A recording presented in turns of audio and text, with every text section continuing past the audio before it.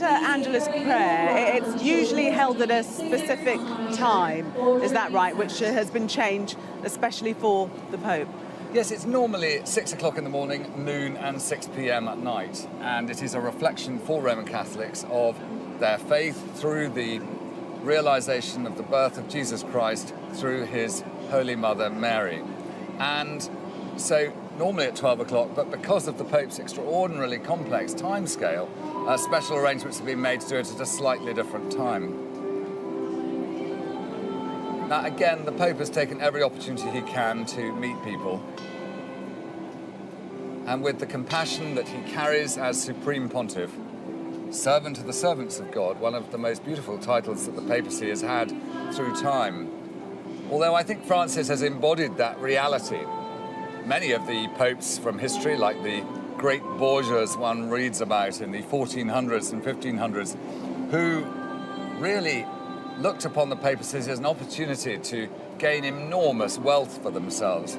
One pope said, "God has given me the papacy, now let me enjoy it."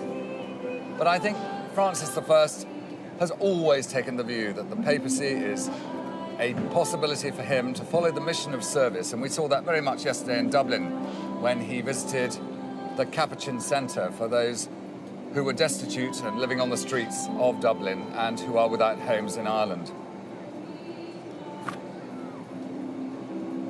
All the people who've been involved even in the landing of the aircraft are getting a good bit of attention from Pope Francis.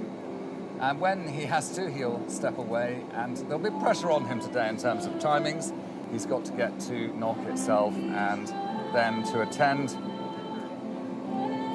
this element of the visit to Ireland. And last night we saw the highlight of it when he went to the festival, the concert really, of the Festival of Families, and in good weather, I might say, and with the warmth of all those from around the world who had come. He listened to the testimony of families who had seen their Christian faith as a great guide to their marriages and to the strength of their families through hardship.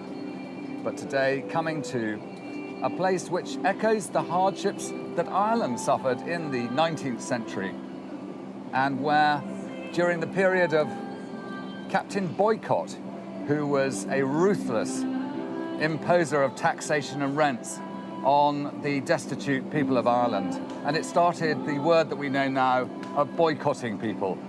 And so a word came into the English language as a result of the hardships of Ireland, particularly in 1879 and that period.